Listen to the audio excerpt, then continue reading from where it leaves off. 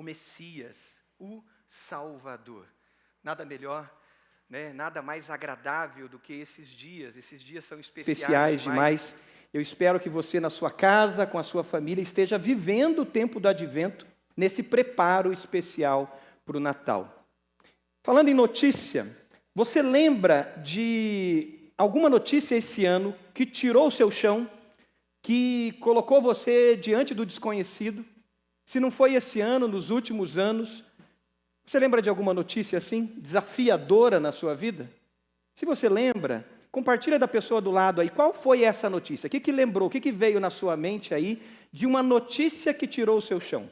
Uma notícia que mexeu com você, que te lançou para um novo desafio, que te lançou para algo maior e você teve que buscar Deus mais, se intensificar mais. Talvez um novo cargo na empresa, talvez a notícia de um diagnóstico, eu não sei, compartilha aí.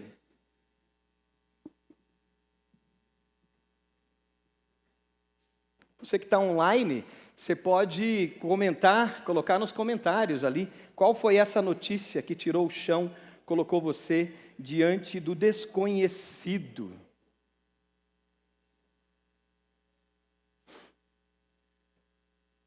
Nesse tempo de advento, a gente lembra de Maria. E Maria, uma das principais, depois de Jesus, talvez a principal no tempo do advento dos personagens ali do Natal, ela recebe uma notícia. E essa notícia tira o chão de Maria. Essa notícia mexe com ela. Maria era uma jovenzinha ainda, noiva, esperando o casamento, já estava comprometida, já tinha ali uma aliança, um contrato de casamento, tudo pronto, e ela recebe uma visita inesperada, uma visita extraordinária, e nessa visita ela recebe uma notícia que tira o seu chão, que mexe com ela. O anjo diz para ela: você vai ficar grávida. Você já imaginou receber uma notícia desse tipo? Mas você ainda não está, no caso dela, desposada, como é a expressão que usa João Ferreira de Almeida, você ainda não conheceu, você ainda não teve intimidade, no caso dela, com o seu marido? Isso tira o chão. Imagine essa jovenzinha diante do anjo, diante dessa notícia, o que acontece com ela? Imagine o que passa pela cabeça dela naqueles poucos segundos e minutos dessa conversa com o anjo. Como assim? Se eu fico grávida, eu vou ser acusada de adultério. José pode me acusar de adultério, e ele vai ter todo o direito de fazer isso. Se eu fico grávida, como que eu vou falar para os meus parentes? Como que eu vou me relacionar com as pessoas que eu convivo no dia a dia? Naquele tipo de comunidade, as pessoas estavam o tempo todo juntas, elas iam lavar roupa no riacho, elas iam pegar juntas água num poço. E como que eu vou dizer isso às pessoas? Minutos de tensão, minutos difíceis para Maria. O anjo conversa com ela, o anjo diz para ela: não tenha medo, Maria, o Senhor é contigo. E após esses minutos de conversa, de tensão, diante do desconhecido, Maria, mesmo diante de tudo isso, faz um cântico de gratidão. Você já pensou nisso? Na hora daquela notícia, depois dos minutos de tensão, você adorar a Deus, você cantar a gratidão a Deus. Foi isso que Maria fez. E eu queria te convidar a ficar de pé para a gente cantar junto com ela, ou ler junto esse cântico de gratidão. Você pode se colocar de pé? Está lá em Lucas, capítulo 1, do versículo 46 ao 55. E eu queria que você lesse bem forte comigo esse cântico de gratidão de Maria. Vai ser colocado na tela. Todos prontos? Vamos ler? Bem forte? Minha alma engrandece ao Senhor, e meu espírito se alegra em Deus, meu Salvador, pois atentou para a humildade da sua serva. De agora em diante todas as gerações me chamarão bem-aventurada, pois o poderoso fez grandes coisas em meu favor. Santo é seu nome. A sua misericórdia estende-se aos que o temem, de geração em geração. Ele realizou poderosos feitos com seu braço. Dispersou os que são soberbos no mais íntimo do coração. Derrubou governantes dos seus tronos, mas exaltou os humildes. Encheu de coisas boas os famintos, mas despediu de mãos vazias os ricos. Ajudou a seu servo Israel, lembrando-se da sua misericórdia para com Abraão e seus descendentes para sempre, como dissera aos nossos antepassados. Amém? Você pode celebrar com palmas por esse cântico? Louvado seja Deus. Pode se sentar. Louvado seja Deus. O que faz diante do desafio, diante do desconhecido, você cantar a gratidão? O que faz no momento que dá aquela borboleta no estômago, o frio na barriga, nós cantarmos a gratidão? Maria, ela tinha um princípio na vida dela, fundamental, que ela vivia, que faz com que ela cante a gratidão. Hoje nós vamos aprender pela palavra de Deus, na história de Maria, que princípio é esse e como viver isso diante dos desafios. Hoje nós aprenderemos a cantar a gratidão como Maria.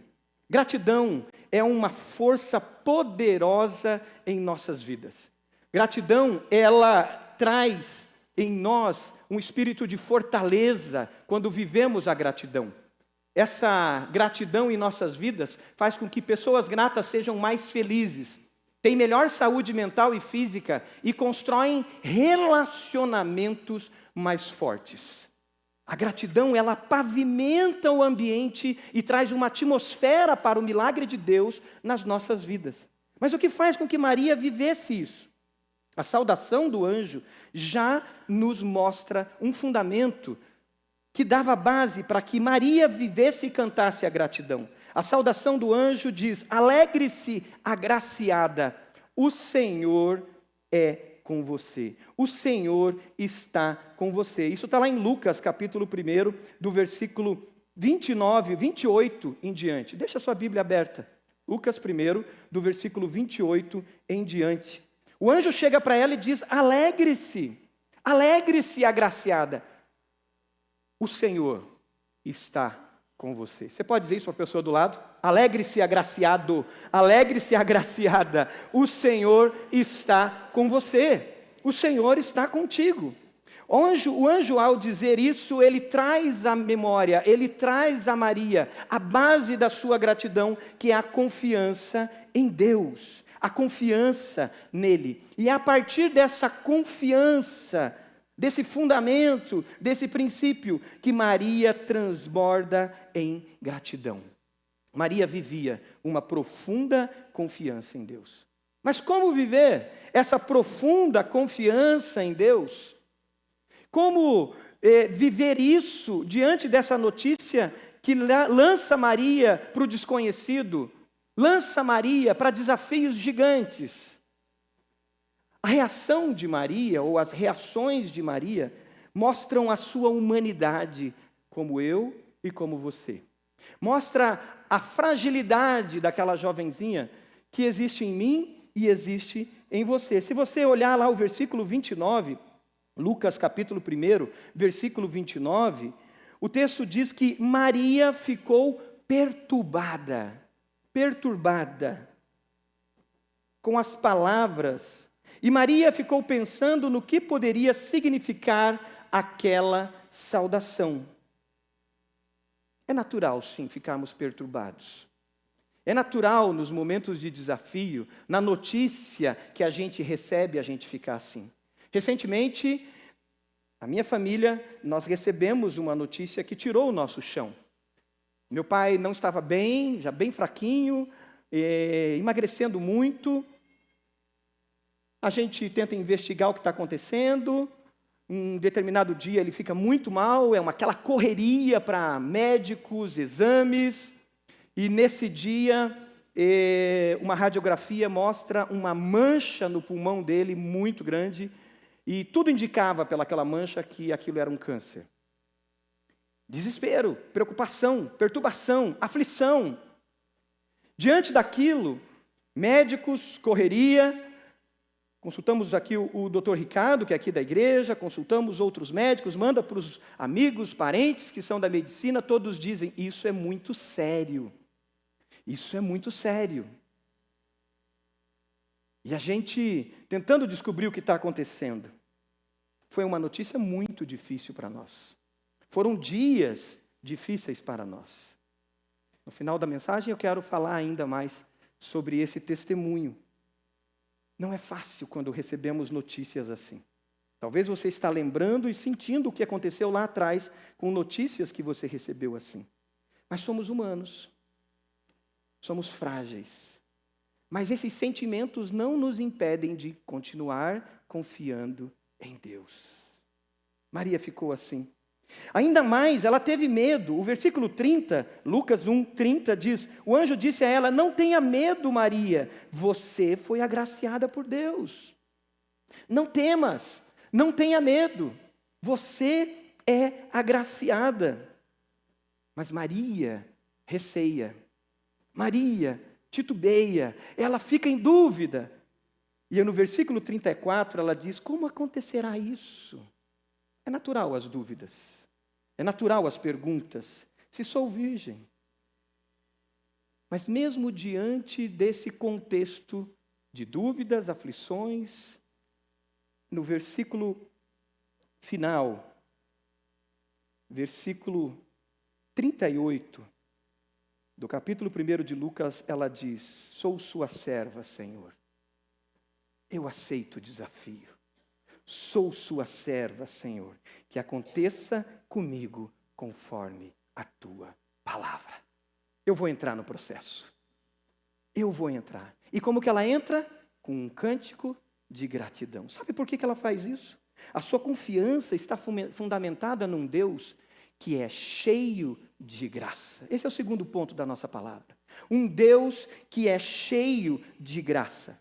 Só Deus é cheio de graça. Maria não é cheia de graça. Maria, ela é agraciada como eu posso ser agraciado e você pode ser agraciado ou receber a graça de Deus. Maria não é cheia de graça, como muitos oram muitas vezes, rezam muitas vezes, mas ela recebe a graça de Deus. O Salmo 145:8 fala do Senhor nosso Deus cheio de graça. O Salmo 145:8 diz, o Senhor é cheio de graça e de misericórdia. Você pode repetir e ler essa frase conosco? O Senhor é cheio de graça e misericórdia. O Salmo 86:15 também fala isso. Vamos ler juntos? Salmo 86:15, ele diz, mas tu, Senhor, é Deus compassivo e cheio de graça, paciente e grande em misericórdia e em verdade. Só Ele é assim. Nós não podemos confiar em mais ninguém a não ser no Senhor, porque Ele tem graça para transbordar, graça salvadora, graça redentiva sobre nós. E sabe quem recebeu isso e que é o próprio Deus? Jesus. Por isso vamos ler João, capítulo 1, Evangelho de João, versículo 14. Vamos ler juntos? O Verbo se fez carne e habitou entre nós, cheio de graça e verdade. E vimos a sua glória, glória como do unigênito do Pai. Jesus é cheio de graça. Capaz de transbordar salvação, graça redentiva, graça resgatadora sobre nós. Maria tinha essa convicção. E ela então agora aceita o desafio, porque o Deus que se revela a ela, o Deus que ela confia, tem graça transbordante. Nós podemos enfrentar desafios com gratidão, pois podemos confiar em Deus, pois Ele é cheio de graça. Você tem recebido da graça de Deus sobre a sua vida? Você tem visto que você não é merecedor, mas a graça de Deus tem se manifestado?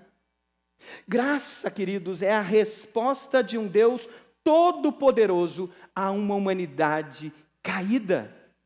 Graça é a resposta de um Deus todo-poderoso a uma humanidade que está caída. Quando nós confiamos em Deus, e admitimos que nós não somos merecedores, admitimos a nossa miserabilidade, admitimos que somos pecadores, então nós vemos a graça sobre nós e os nossos olhos se abrem para a gratidão. Só quem entende que precisa da graça de Deus tem os olhos abertos para a gratidão, capaz de agradecer a Deus pelo orvalho da manhã, porque diz: eu não sou merecedor desse orvalho. Capaz de agradecer a Deus pelo sol que nasce toda manhã, capaz de agradecer a Deus porque tem um teto para se abrigar, diariamente agradecer porque olha para si e diz: eu sou dependente da graça de Deus. Se Deus desse a mim e a você o que nós merecemos, nós mereceríamos o inferno. Se Deus der a mim e a você, o que nós merecemos a condenação eterna. Pelas misericórdias de Deus, nós não somos consumidos, não somos castigados como merecem os nossos pecados. E pela graça de Deus, somos abençoados apesar de não merecermos. Pelas misericórdias de Deus, somos libertos do julgamento. Pela graça, recebemos bondade de Deus, mesmo sendo indignos. Maria proclamou a sua indignidade no cântico que ela faz. No próprio cântico, se você for lá para o versículo 48, quando ela canta a gratidão, nesse cântico dela, o versículo 48 do capítulo 1 de Lucas diz: pois Deus atentou para a humildade da sua serva. Deus viu que eu não sou digna, mas a graça desse Deus está sobre mim. E porque a graça dele está sobre mim, eu aceito o desafio. Eu aceito o processo, eu aceito o que virá à frente. A tempestade está chegando, as nuvens estão cinzentas, o caminho está tortuoso, mas eu sei em quem posso crer. Eu sei em quem tenho crido. Eu sei quem é o meu Senhor, e o meu Senhor é cheio de graça. Confie no Senhor, avance, porque a graça dele está sobre você. Mas ainda mais além, nessa convicção, nesse fundamento, nesse princípio de confiança em Deus, sabendo que Deus é um Deus cheio de graça e misericórdia, Maria confia no amor dele. E esse amor que lança fora todo o medo. Quem não ficaria atordoado? Quem não fica com frio na barriga? Somente os inconsequentes não têm frio na barriga diante de desafios. Somente quem se alimenta do próprio orgulho, da sua própria vaidade, não sente o frio na barriga, porque acha que é capaz de resolver na força do braço. E quando pensamos que somos capazes, ou andamos nessa convicção da nossa autossuficiência, nós alimentamos o orgulho. E o orgulho é o princípio da queda. Maria humildemente confia no Senhor, teme. Sim, o temor é um princípio de prudência. Como tem sido triste ver muitas vezes irmãos em Cristo numa autossuficiência, num evangelho de prepotência, num evangelho de poder, de linguagem de poder, bater no peito e dizer eu vou, porque Deus está comigo e eu não temo a nada, e se lança provocando a Deus. O diabo, quando foi tentar Jesus, uma das formas de sua tentação era usando uma própria promessa que existia sobre Jesus, que era que ele poderia dar ordem aos anjos e os anjos o segurariam. E Jesus responde o que ao diabo? Não tentarás o Senhor, seu Deus. Nós temos que confiar e avançar, mas nós confiamos e avançamos com temor e tremor, porque a força não está em nós. A nossa confiança não está no braço, a nossa confiança está no Senhor dos exércitos. E é nele, por meio dele, que avançamos. Maria entende isso. E agora ela se lança ao Senhor nesse grande desafio. Ela canta a gratidão. Deus revela o seu amor por nós, queridos, quando nós éramos ainda pecadores. Ele revela o amor dele por mim e por você, quando nós ainda éramos pecadores. E ele, nesse amor, cheios desse amor, ele nos move em providência para agir em nossas vidas. É por isso que Romanos 8 diz que todas as coisas contribuem para o bem daqueles que amam a Deus. Quando estamos nesse amor, quando nossas convicções é baseada no amor dele, não no meu amor, não nos meus sentimentos, porque os nossos sentimentos são enganosos. Eu posso dizer que amo algo ou alguém e aí estou em paz, e aquilo está ferindo o amor de Deus. É no amor dele que nós avançamos. Existe medo, receio para os desafios de 2025 na sua vida? Confia no Senhor. Entregue a Ele, descanse nele. E com temor e tremor na jornada vai dizendo: Senhor, é por aqui? Senhor, eu estou no seu amor, eu estou vivendo os princípios do Senhor. E com Ele na direção você pode caminhar, mas não na força do seu próprio braço.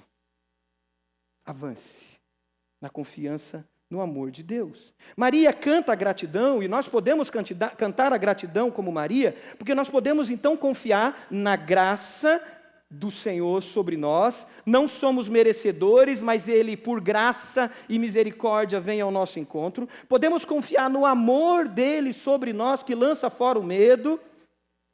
E esse amor e graça que dissipa as nossas dúvidas. Como acontecerá, diz Maria, se sou virgem? Ela pergunta, sim. E é natural perguntarmos. É natural conversarmos com o Senhor e dizer: Senhor, como é que é isso?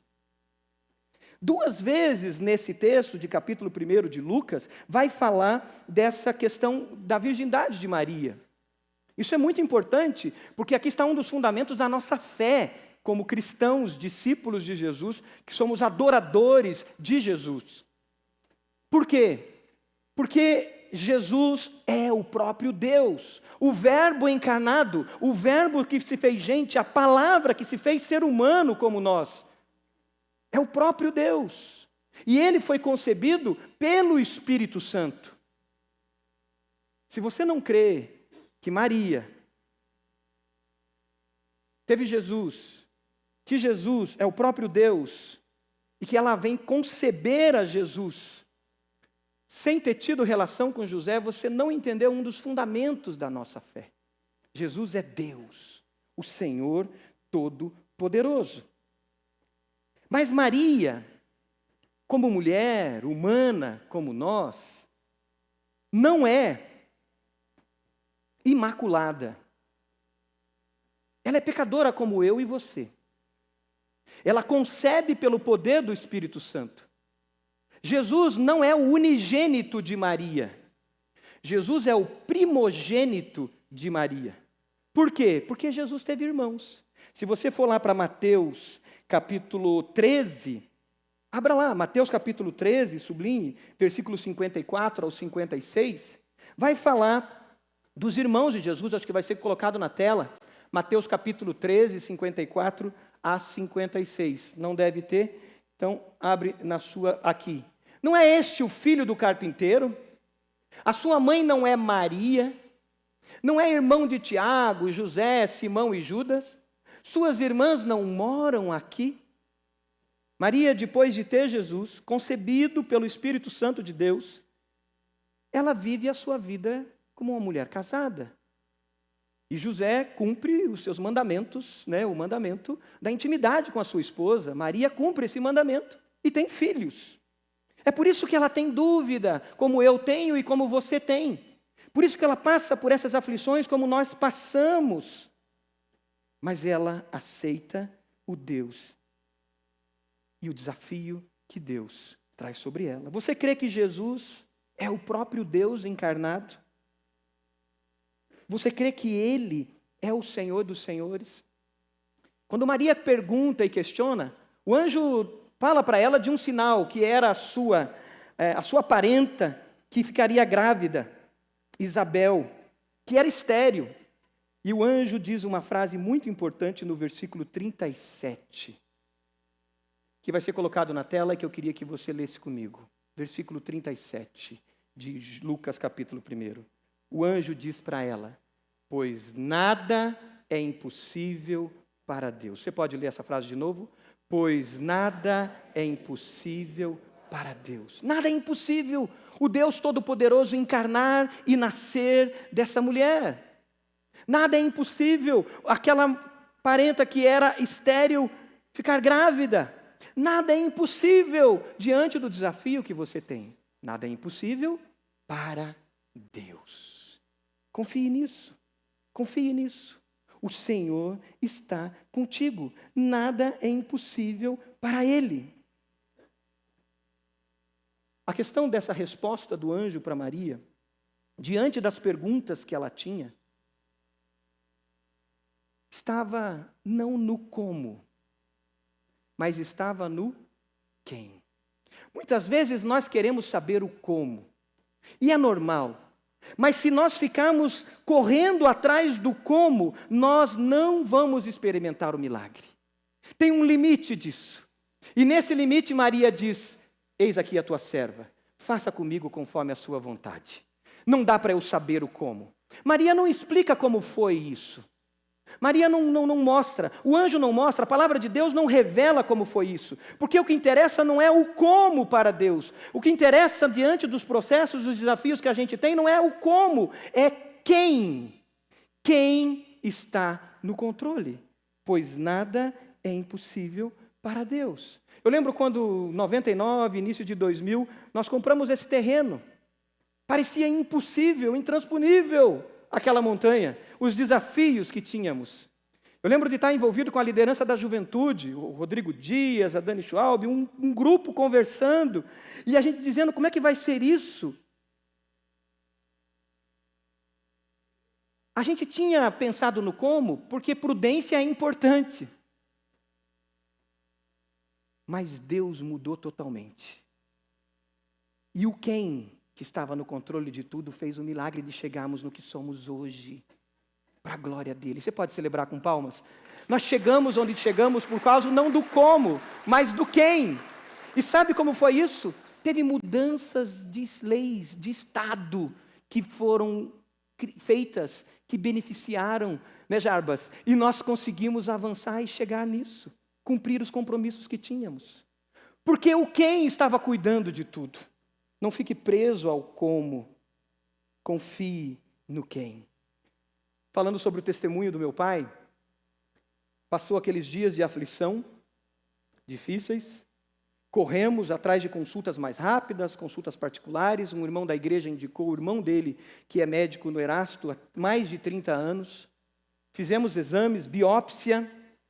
Quando chega para a consulta com esse médico, foi uma das consultas mais longas que eu já tive. E meu pai também já teve. Porque esse médico olhava para os exames, olhava para o meu pai, fazia perguntas, quis saber da história do meu pai, quis saber detalhes de outras áreas da vida dele, e olhava para o exame, olhava para a tela do computador, olhava para o meu pai. Eu falei: meu Deus, o que vem por aí? E ele disse: não tem nada. Eu não sei explicar, mas não tem nada. O médico tentou responder vários comos, levantando várias hipóteses, e esse é o papel dele como cientista. Ele tem que levantar o como, é o papel dele. Mas tinha um quem que estava naquela história, que era Jesus. Ao terminar aquela consulta, eu soube, sexta-feira isso, esse médico liga para o Rafael e diz: Rafael, aconteceu alguma coisa. Porque não tem nada, não tem mancha, não tem nada. Você pode louvar a Deus comigo? Louvado seja Deus. O quem estava agindo? Maria, então, faz o seu cântico. E no cântico, que está lá no versículo 51 ao 55, ela canta os milagres de Deus na vida dela. ela relembra os feitos do Senhor. Advento é tempo de pensarmos no futuro com esperança. Mas nós pensamos no futuro com olhos no Deus de milagres do passado.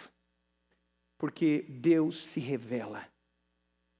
E com gratidão a gente olha para o passado e se lança em esperança para o futuro. Porque as promessas de Deus já se cumpriram. E elas se cumprem. E os milagres de Deus aconteceram e acontecem.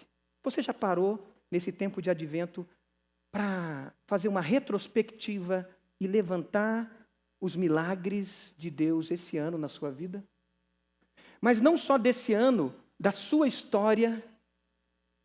Quem sabe você vai precisar, dia a dia antes do Natal, reunir a sua família, reunir seus filhos, chamar seu pai ou chamar sua mãe e dizer, vamos escrever os milagres de Deus esse ano.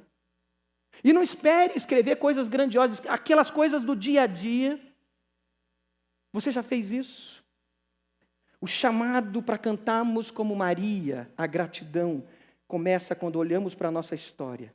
Porque você pode entrar nos desafios murmurando, ou você pode entrar cantando a gratidão.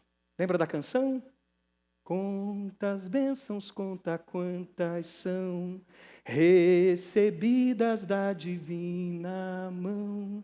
Uma, dize-as de uma vez, e as de ver surpreso quanto Deus já fez. Você pode fechar seus olhos? O que o Senhor e o que o Espírito Santo trouxe a você? A sua vida está fundamentada no Senhor, em confiança plena nele. Pela graça do Senhor, Ele te trouxe nessa manhã. Para que você não saia daqui sem fixar as raízes da sua vida e da sua fé, do seu futuro, numa confiança plena no Senhor. Declarando Jesus pleno, Senhor da sua vida. Porque o Verbo se fez carne e habitou entre nós, e vimos a sua glória como a glória do unigênito do Pai, cheio de graça e de verdade.